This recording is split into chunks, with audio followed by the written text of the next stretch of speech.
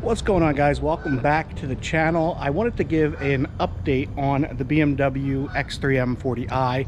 I know since I've gotten the Corvette, you guys haven't seen this vehicle much, but it is still here as of right now. I'm actually going to head out now to a local dealership to check out possibly a replacement vehicle for this car, and I'll get into that in just a little bit.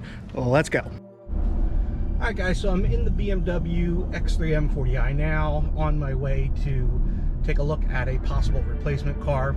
And really, I mean, the big reason why I bought this car in the first place, and you know what, before I even get into that, guys, I just want to say thank you so much for all your love and support. I've been seeing the channel grow, and I'm really excited to hit that 1,000 subscriber mark.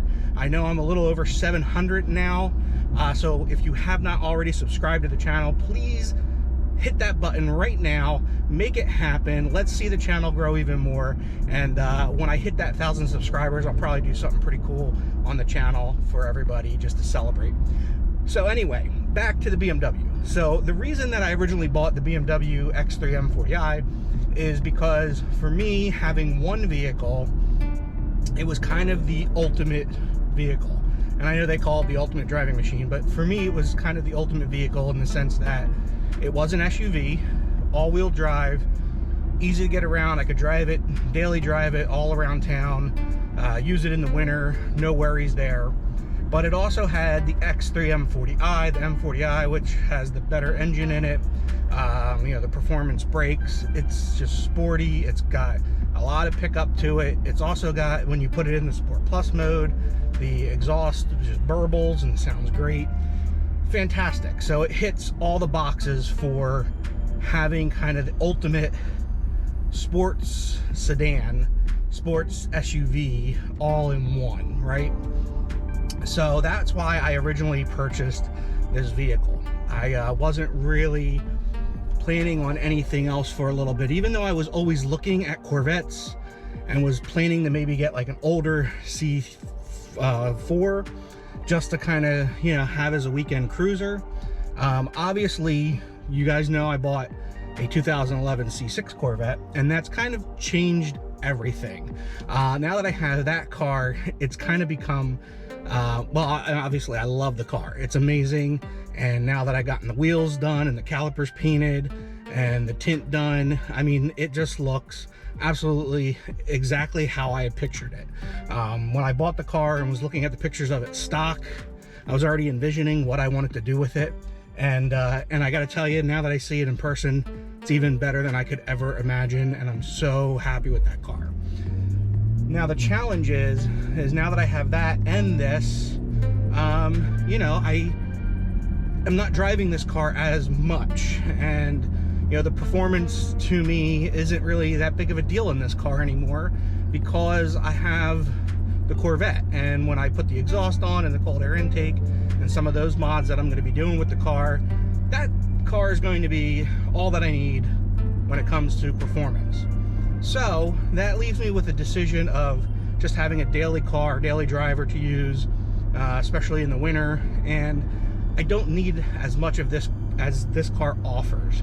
So I've been doing the research, and obviously market pricing right now, used car market is crazy. However, it adds to a little bit of a benefit when it comes to this car. BMWs tend to really depreciate, especially within the first year of ownership. However, due to all of the, you know, crazy stuff in the used car market, this car has not lost any value. It's pretty amazing what some of the dealers and some of the offers that I've received for this car are. Pretty much, you know, cleaning me out completely and a total wash, or, you know, making like $1,000 on the car, which is unheard of considering I've been driving the car for a little over a year now, and you know, there's no real loss in value. So with that said, I've been doing the research, crunching the numbers, and I can get myself into something like a Jeep Cherokee Limited that still has all the amenities that I want. Obviously not the performance of this car, but you know, just a good, decent SUV that I can get around in the winter and daily drive and not, you know, really care all that much about, you know, cheaper on gas, cheaper insurance, all of the above. And honestly, I could cut my monthly expenditure from the BMW to almost half going into something like that. So that's why I am potentially looking at swapping this car out for something like that, just to kind of keep the monthly cost down. So this way I could focus more on doing exactly what I want to do with the Corvette.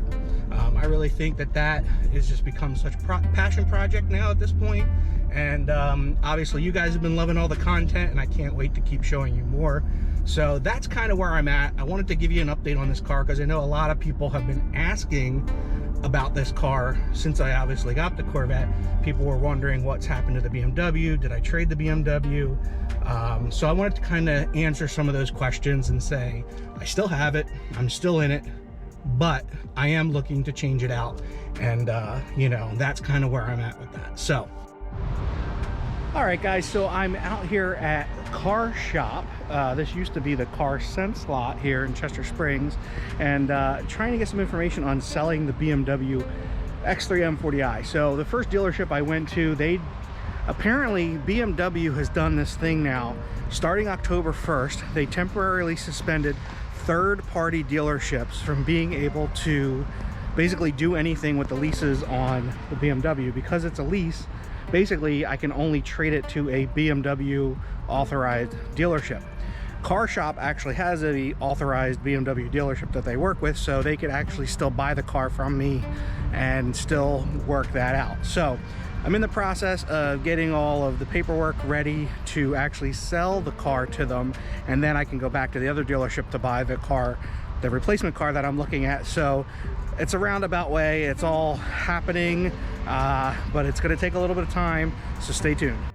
All right, guys, so here's what's going on with the BMW situation. I actually did sell the car, and like I said, I actually got a little bit more money than I owed on it, which is actually nice to get some money back. Essentially, it's basically the same amount that I put down on the car originally. So essentially the car was a complete wash for me, which is very, very cool. And you know, I got to drive it for the last year or so and really enjoy the car and got out of it nice and clean. Now my hard part is finding a replacement for the BMW. Obviously, I don't necessarily care about the performance. Again, as I said, now that I have the Corvette, I'm looking for a decent SUV that's just comfortable to drive, that has all the bells and whistles as far as, you know, heated seats and leather and remote start. So I've been looking at these Jeep Cherokees, and still haven't quite found the one that I want yet. So the search continues. That is the latest update on the BMW and what's going on. It is officially sold, and the search continues for the next SUV. So stay tuned for that, guys. If you have an idea of a decent SUV to check out, go ahead and drop a comment down below, and I'll do a little bit of research. Guys, if you enjoyed this video, please give it a big thumbs up. Again, make sure you hit that subscribe button. Really, really appreciate all the support. Really, really want to try to hit that goal by the end of the year to get 1,000 subscribers. It's just going to be a huge milestone for me and the growth of this channel. So again, thank you guys, and stay tuned for so much more going on. Hopefully I'll have some more content if I end up getting a different vehicle, and kind of, you know, I'll do a whole video of that and that process. So stay tuned, and I'll catch you guys in the next one.